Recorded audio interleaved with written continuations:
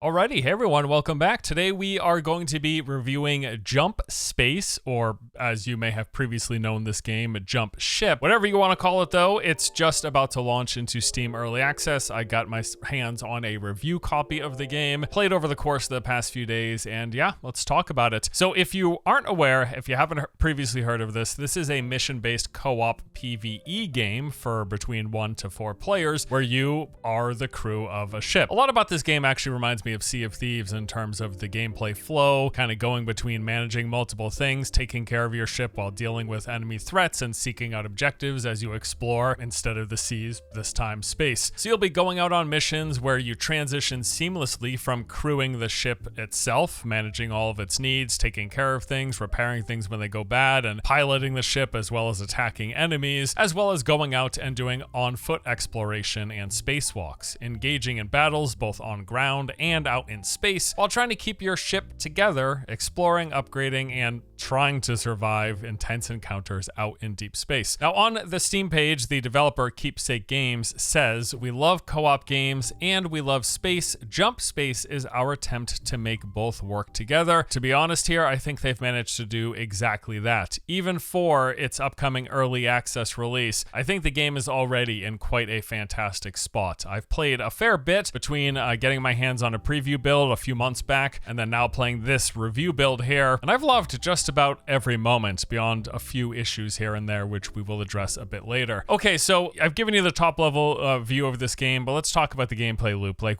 what is it you're doing while you're playing? As you probably expect, there's of course a tutorial mission. You go through some of the basics of the fundamentals of movement, combat, and some of the game systems, after which you find yourself arriving at the hangar. Now, this is like your main base of operations where you do all of your managing in between kind of the roguelike mechanics that this game's kind of run-based nature are about. While in the hangar, you're going to go and pick a mission from the galactic map. There'll be multiple of these available, and we'll describe them in a bit more detail later on, but you pick a mission and then you ready up, after which you take off out into space. Now, from there, you arrive at a starting point where you've got multiple paths to choose from, branching off into different locations, different objectives, and having different rewards. So you pick where you want to go, usually selecting from 2 to 3 options. You then jump to that location, and upon arriving there, you're going to be scanning any points of interest in the area. This is going to reveal things like clusters of enemy ships, any turrets or mines that are in the map, as well as any areas where you can potentially find some loot. So you go out, you're in your ship, you kill some enemies. If there's enemy spaceships flying around, you want to shoot them out of the sky, and you start to make your way towards the main objective of the current map that you're on. Then completing whatever task is asked of you, a handful of different things that you might be asked to do. In the process, also gathering resources and picking up any weapons that you find along the way. Then, after you complete whatever the main objective is of that area, you can take off to the next spot, but usually first you want to go around picking up any additional loot, as typically on every map there'll be at least like 1 to 2 or even 3 additional areas where you could get some useful stuff, some weapons, some upgrades, resources, and materials. After that, once you decide you're all set, you then head back to the map on your ship located right behind the pilot seat, and then you pick your next location, again usually choosing between 2 to 3 different potential branches. You pick the next one you want to go to, you then jump to that location, rinse and repeat. Now, you keep doing this process until you reach the main objective of your run, which is typically the hardest part, asking you to complete some multi-step tasks while also fighting off loads of robots on the ground, fending off enemy ships out in space, and yes, trying to keep your ship from being destroyed, as there are many ways it can go wrong, from being caught on fire to leaking your main resource to radiation damaging your ship over time to being invaded by enemies. All sorts of stuff can happen, and you'll have to deal with it while also dealing with everything else. If you do so successfully, you then make the final jump of the mission back to your hangar, where you're going to be rewarded with some currency, resources for upgrades, as well as the fact that you take along with you any items or weapons that you were carrying at the time. Then back in the hangar, you will turn in any of the quests that you happen to complete, head back to the galactic map, picking a new mission, and then you go again. And that is essentially what the process of playing Jump Space looks like. As you may have noticed there, the game does have a few threads of kind of rogue-like mechanics. There is some longer term progression unlocks where you will work towards getting upgrades for your ship, along with the fact that there are NPC upgrades that open up new new options for what you bring with you into each run. Plus, the missions themselves,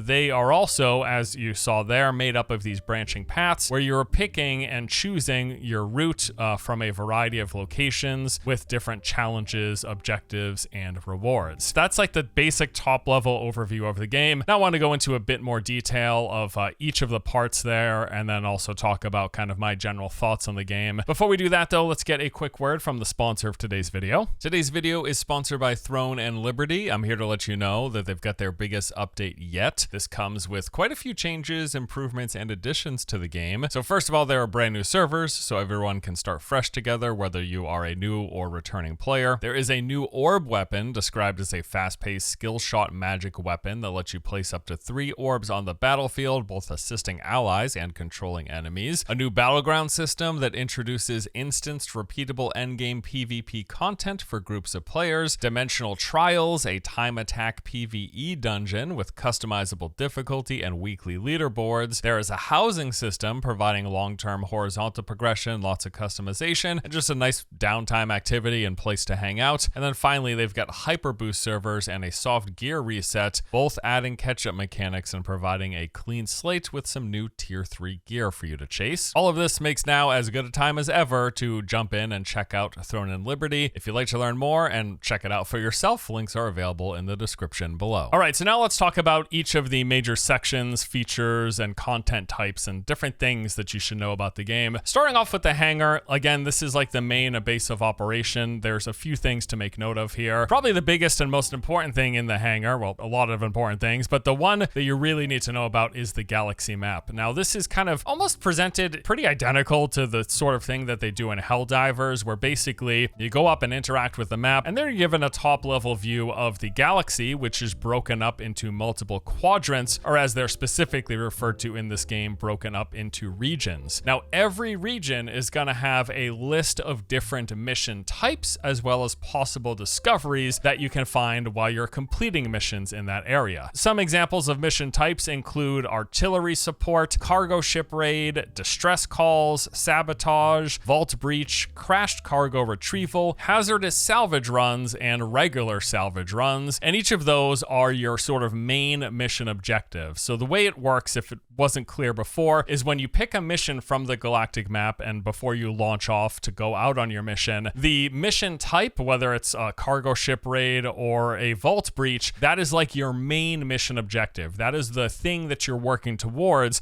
as you're making the jumps through the map while you're in the middle of a mission. There are some words in there that I mentioned, like possible discovery. That actually refers to different things that you can collect while you're going through missions in that region. So these will include things like the various components for upgrading your ship that you can get alternate variants of, and then also map chart fragments. And this is a collectible resource that is actually how you unlock additional quadrants within the galaxy map. So first you start off with the initial quadrant unlocked, and then as you go through completing missions in that first quadrant, you're going to find map chart fragments. The more of these you collect, eventually you will be unlocking the nearby quadrants on the galaxy map, and this process continues as you make your way from the outer edge all the way towards the center of the map. Now, for mission variables, there's 2 things to consider. First, there is the challenge rating. There are 5 tiers that start at trivial and go all the way up to extreme. Now, as you increase the challenge rating, this is going to bump up enemy difficulty, the variety and number of enemies you see, as well as enemy modifiers. Like, I think once you get to the medium range, you start to encounter enemies that have overshields on top of the base health that they have. Also, it does seem like as you increase the challenge rating, the chance of things going wrong kind of gets a bump up. And then in addition to the challenge rating, you also have the mission duration. These can range from anywhere between 10 to 20 minutes to upwards of 1.5 hours. Now, these are just estimated durations. Really what they're referring to are the number of jumps that you have to do in that branching path in a mission as you work your way towards that final main objective. The more jumps you have to do, the more locations you have to visit, the longer the mission duration is going to be quoted as. So like a 10 to 20 minute mission duration will be 1 to 2 jumps, where a 1.5 hour mission duration will be like 7, 8, 9, or 10 jumps potentially. And each jump is you having to complete a new objective at a new map or node, however you want to refer to it as. Also in the hangar is where you can interact with your ship components. Now these are broken up into multiple categories. You have got your sensors, your engines, the pilot cannons, the multi-turret systems, special weapons, reactors, and auxiliary generators. Now you're going to start off with one basic iteration of each of these component areas, and then while you're out on missions, as mentioned earlier, you will come across new components, and this just gives you additional options, different configurations, different weapon types, different pros and cons to each of them, and that's what you'll unlock as you go through and complete more and more missions. You find these components, you bring them back to the hangar successfully, and then you permanently unlock the ability to have them equipped on your ship once you go out on your initial runs. Now, some of these components will just have a baseline level. Others, like the pilot cannons and multi-turret systems, can be upgraded starting at a baseline going all the way up to Mark III. There's also a handful of NPCs in the hangar. These include the Dockmaster, who's used for upgrading your ships as well as doing some visual customization. Buddy is a recently added AI companion, really good if you happen to want to do solo play. He's going to follow you along and help you out, manning your ship, refilling ammo, attacking enemies, and going out with you when you leave the ship for any on-foot objectives. Then there's the Quartermaster, where you do your suit customization, as well as in the future, they're going to allow you to bring materia and ship repair items into a run. And then Vosk, the Professor, with the newly added artifact system. This provides numerous benefits to you. You're going to collect these artifacts while you're out on missions, and they're going to do things like make you deal more damage, give you a variety of additional healing options, and all sorts of different boosts to the offensive and defenses of both your ship as well as your character while out on foot. And then also, the more that you play, there's a variety of miscellaneous NPCs you're going to come across and unlock who are going to also join you in the hangar. These act as just like characters who hang around that you can talk to, but also some of them are quest givers. Speaking of quests, the log terminal, there's a few of these in the hangar. You can interact with them. They're going to show you any active as well as completed quests that you have done. So that's a look at the hangar. You're in the hangar, you go to the galaxy map, you pick a mission, you launch out on the mission, and then you do that whole gameplay loop that I mentioned. While you're on the ship though, there are several parts of it that you'll want to know about. The pilot seat, this is of course where you fly the ship. The pilot is also going to have their own guns that they can man. The jump map located behind the pilot seat, this is while you're in a mission where you're going to be selecting that branching path of maps, nodes that you want to jump to as you work your way towards the final objective. The sensor display gives you kind of a top-down view of your current map, and here you're going to be able to scan any undetected points of interest, and this is going to reveal things like enemy ships, turret locations, as well as areas where you can collect loot. The eject tubes, this is how you quickly leave your ship. Now there are kind of vacuum sealed doors, but you have to open one door and then close the one behind you and open the exterior door. This takes a little bit of time. The eject tubes allow you to just leave the ship instantly, quickly. The combat station is where you have the auxiliary guns, either any friend that you're playing with, or if you're playing solo, the bot is going to man these. Artifact display is once more for that newly introduced artifact system that provides a variety of all sorts of interesting buffs. Then there's the ship core, your reactors and generators. You've got your power grid, and this is a kind of interesting Tetris-like system where each of the components that we talked about, like the various weapons and the generators and everything, those are represented as kind of Tetris-like pieces, and you have to fit them onto your power grid. They have to fit within the predefined area that your power generators provide in order for them to actually be powered up. So yeah, just a kind of another management system on your ship. There's a med and ammunition station for healing and ammo refills, ammo loader for refilling the ammo for your ship guns. There are shelves where you can store stuff from weapons to various consumables you want to bring with you and just have quick access to. The assembler is where you do crafting. You can craft pretty much anything that you're going to need, whether it be personal weapons or things for your ship. A cargo bay is where you've got these fast drop slots outside of your ship, usually located right next to the doors. You interact with them, they're going to plop right here at the cargo bay where you can come back to and then do whatever you want to do it with them, whether you're putting an item on the shelf or sticking it in the disassembler, another item where you will break down any items you don't want and turn them into materia, which is used again at the assembler for crafting things. Now, as mentioned, besides the ship combat where you're shooting enemy ships with your spaceship's weapons, there's also on foot combat, which I gotta say, the combat in this game, it's simple, but I felt rather satisfying. The gunplay and feedback both have a very good feel. You start off with a default pistol. This is your go-to unlimited ammunition. Kind of reminds me of the pistol in Halo 1. This pistol is also like a multi-tool used for unlocking doors and hacking terminals. And then while you're out on missions, you're going to come across various loot chests where you can find other weapons. These include SMGs, assault rifles, snipers, and LMGs, and these range from Mark 0 all the way up to Mark 3, and the higher the level, basically the better the weapon, more damage, greater ammunition, different scopes, etc. And the good thing that was a recent change compared to the last time that I played is that these weapons will now stay with you as long as you're holding on to them. So you want to have, you've got 4 slots equipped basically, and when you complete a mission and return back to the hangar, any weapons that you have equipped on your character are going to carry over with you, which is a nice new addition. There's also one-off weapons such as the rocket launcher and railgun. You've got a grapple hook, which is used for both returning to your ship but also going to points of interest. And then there's a ton of different pickups that you're going to find. Now you can craft these at the assembler, but otherwise you're going to find them while you're exploring points of interest. You got medical kits, there's AoE healing ability, you can throw down ground ammo to refill your weapons. There are shields that you can get, as well as various damage boosters. Now while you're out on a mission and you're jumping from one area to another, in the process you're visiting a variety of different locations,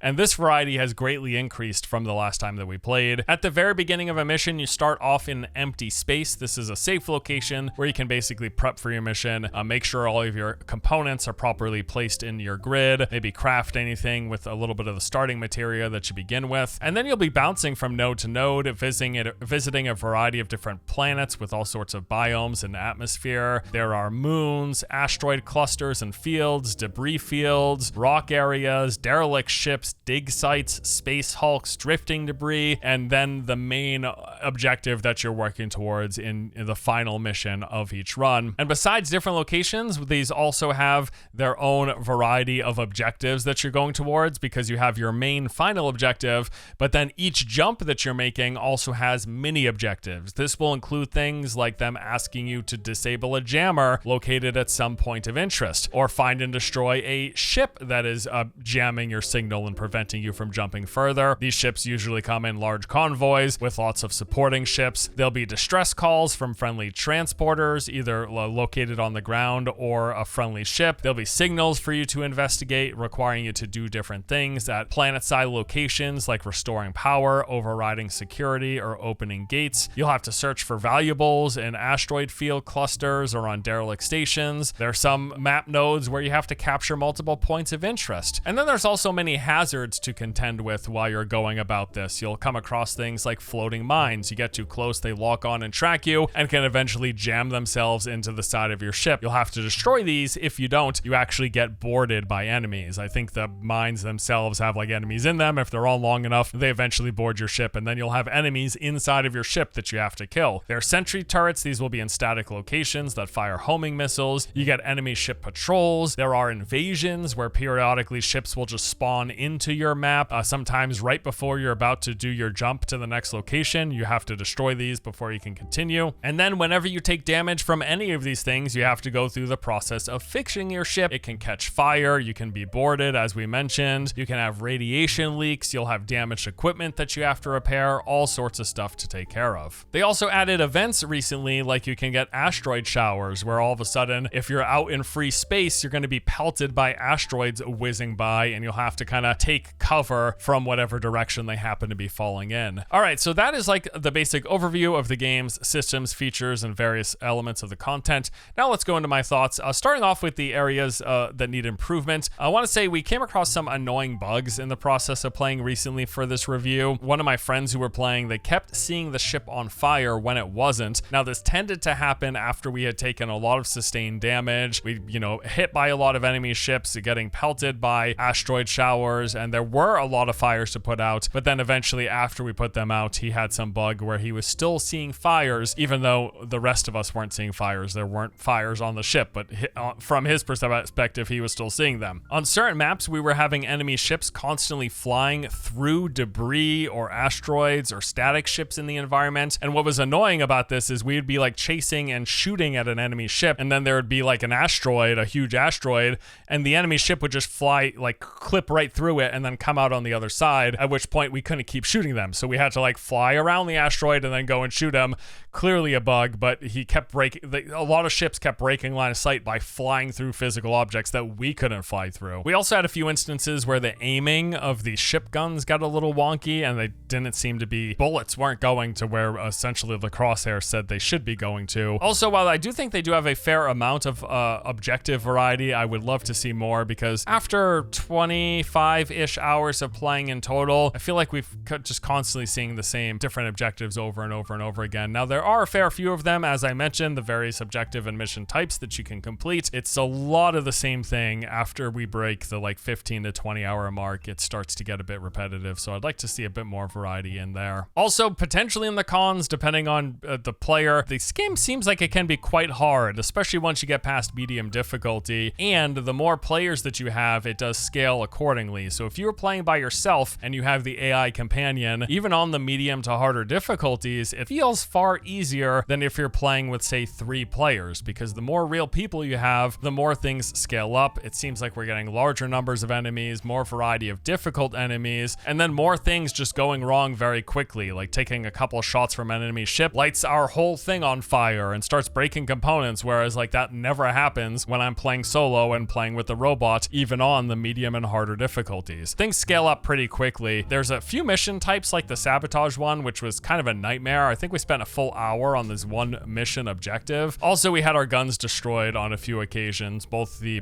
pilot guns, but as well as the secondary auxiliary guns that members of your crew can man. So yeah, the game gets quite hard. I actually kind of like it. I just want to point out there that the game can be rather difficult, even just once you push into the medium difficulty. As for the pros, quite a lot, because overall, I really like this game. I think the combat feels fantastic, really good. Everything about the gunplay is really impressive. It just feels good to shoot the guns, even just the basic starter pistol. There's a lot of nice feedback, both from shooting the guns themselves, but also the reaction from the enemies as you hit them. Really nice job here. I think just the general loop of the game is a lot of fun. It definitely has felt like one of those one more run sort of a games for me, where I will complete a mission and then want to jump straight back into another one.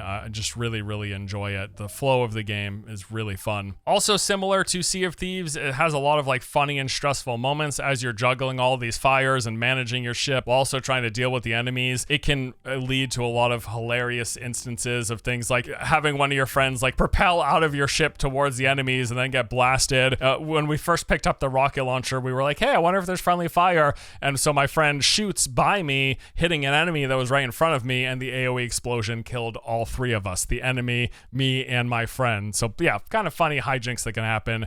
This is a co-op game that definitely leans into that. Now, as it was when I played the game a few months ago, I really enjoyed it, and they've just made more improvements and additions since then. There's some improved progression, the fact that you're carrying over any guns or consumables that you carry with you at the end of a mission when you complete and then return to the hangar. I like that. In the past, you carry nothing over from run to run. Now you will take with you anything you have in your 4 available hot slots. There are a bunch of new locations, so a lot more variety there. Also a lot of new enemy types. There's a few different variants of big kind of elite enemies, as well as these CCers, which will lock a player down until an ally comes to assist them. Also, that AI companion for solo players, that is a new addition, which is I've really enjoyed. And a brand new ship type, and this is a smaller ship compared to the base one that you begin with, which also seems like it would be nice for solo play. And then finally in the pros for me, as I mentioned, the game can be quite hard, and frankly, I really enjoy it. I think this could be a point of contention for some of the player base, but personally, I've quite enjoyed the difficulty that they seem to have. Like I said, even on the medium difficulty, quite challenging at times. So as mentioned, the game is coming into early access. It's launching today as of the day that I've released this video.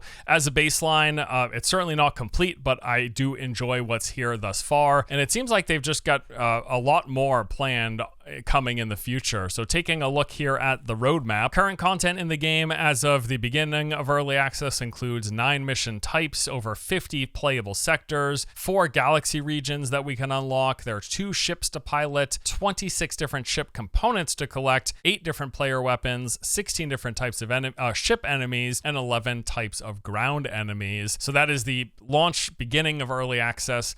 Then coming in the future, they say Chapter 2, which is going to be from the start of early access up until about Q1 2026. This content will be launching in several updates in that window. They're going to be adding some new endless modes, a new gun, hangar vendors, melee weapons, offline support, a revamp to the UI for ship and shields, which I think it could use it. It's a little bit, kind of a little scuffed looking right now, so it'll be good to see improvements here. Some modifiers for sectors, more sectors, an expanded story. They'll be adding a new ship, some improvements to the Buddy AI companion, more components and artifacts, a player trait system, that's some nice additional progression, slide movement, new enemies, a photo mode, and additional mission types. And then they have a chapter 3 planned anywhere from Q1 2026 into the future. This will come with a new gun, more sectors, first-person pilot view, scanner revamp, a story expanded, new mission types, voice chat, another new ship, weapon variants, new enemies, ground bosses, and more. And honestly, like I said, I think right now as a baseline, the game is already quite good. I've definitely enjoyed it thus far. I think it's going to be well worth the entry price if you're at all interested in this sort of co-op space exploration game. Again, it reminds me a lot of Wildgate, but with a complete PvE focus. On top of that, I know there's also the game Void Crew, which is very similar to this as well. And if you liked Sea of Thieves and would like kind of that in space, this gives off a similar gameplay experience in my opinion. But that pretty much does it for today. Thank you so much for watching the review. Hope you guys enjoyed it. Overall,